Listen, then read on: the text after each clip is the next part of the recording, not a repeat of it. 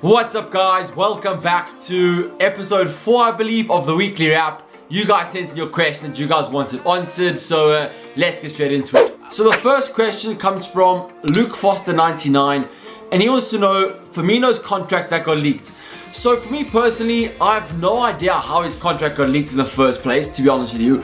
But the actual details of it are actually really quite funny, okay? So what the leak said was that Firmino's contract has a £83 million buyout clause, but that buyout clause is not actually valid for Arsenal. Why Arsenal don't have that option, I'm not quite sure. Maybe it's the whole thing about the Luis Suarez debacle back in 2013, I think it was.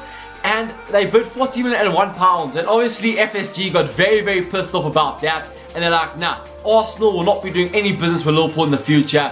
They want to do like kind of break down ties between the two clubs, and you know, that obviously caused a bit of friction between the two. And for me, I think it's quite funny, and the thing is, I don't think we'd ever allow a direct rival to take one of our best players, and especially not a rival that is going to obviously challenge for top 4 consistently and potentially challenge for the title when we are trying to go for it as well, right?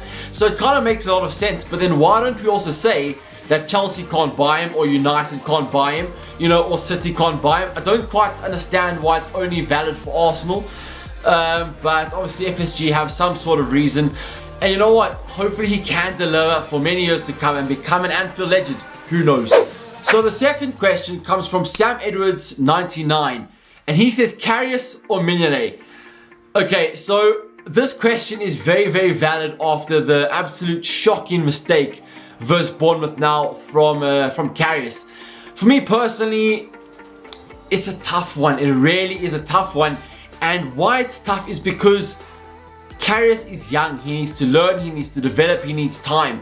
And the thing is, when you are in such a state, you actually need to be given the opportunity to grow, to learn, to develop. And you only really grow by making mistakes, like he did versus Bournemouth. But the thing is, with Liverpool trying to go for the title and for top 4, how long or how many mistakes are we kind of willing to give him, if that makes sense to you? That's not to say Mignolet doesn't have a mistake in him as well. Although in the beginning of the season he was very sharp, looked good, looked solid, and he was, for me, fighting for his place, and you saw the hunger in his eyes, the willingness, you know, and he looked quite solid and quite composed, something that he hasn't showed for a long time. But then again, you say Karius can be 10 times the keeper Mignolet can be now. So, you know, like, you have two different options here, and, you know, which one is best? For me personally, I do still believe stick with Karius for another 3, 4, 5 games. And if he is making mistakes consistently, then you have no choice but to take him out. But I think it's his first big mistake he's made that's led to a goal. So, you know what, maybe give him a bit of a break. He made a great save versus Benikophobia a few minutes earlier. You know, so maybe just give him a few more games just to show what he can do. Maybe, you know, like, he is still very nervous. So, like, I think he needs to overcome that. And to overcome that, you do need game time, you do need experience, and for me, I think keep Karius for the next 3-4 games, see how he does. Like I say, if he does make mistakes, Mignolet is there to come back into the side. That's my opinion. The third question comes from Connell23, and he says Joel Matip may be playing for Cameroon. So this is actually quite an interesting topic, right? So my understanding was that Joel Matip had exiled himself from Cameroon, from the national side, and was not willing to play for the national side anytime soon in national competitions or qualifiers, etc. And that was my understanding, that he was going to be fully devoted to Liverpool. He wasn't going to go now to the AFCON in January, and he was going to devote all his time to, like I say, Liverpool. But recent reports have emerged that he could potentially be going to the AFCON after their coach had spoken with him.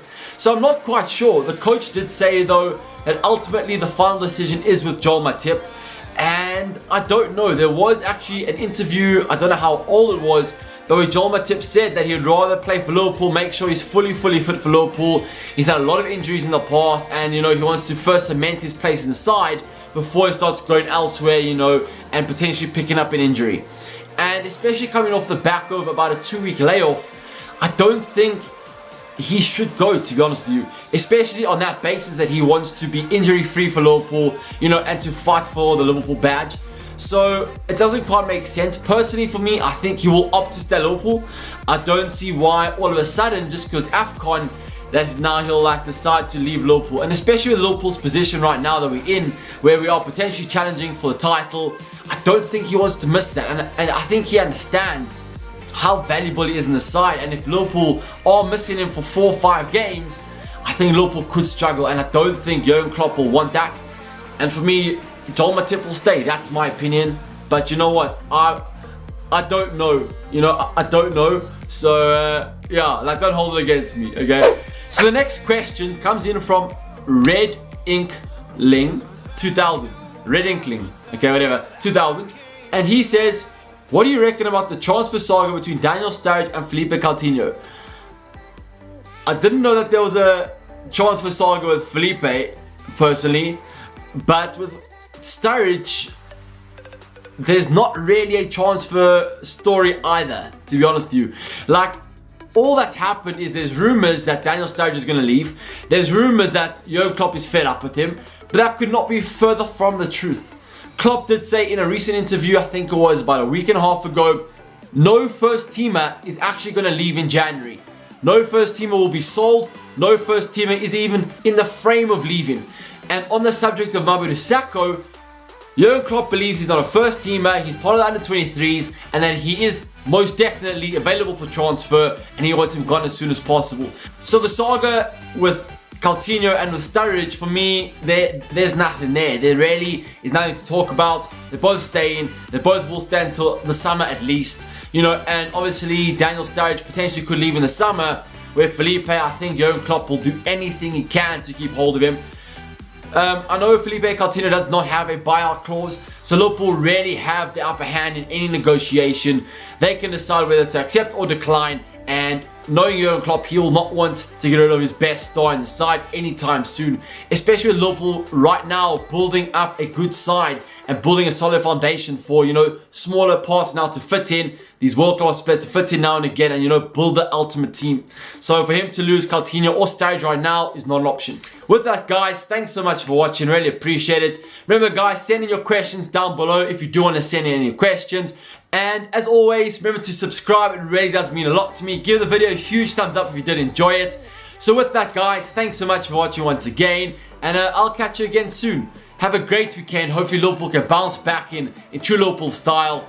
And, you know, pick up the result versus West Ham. But I'll see you guys again next time. Probably Tuesday for another video. I'll see you next time. Until then, guys. See ya. Bye.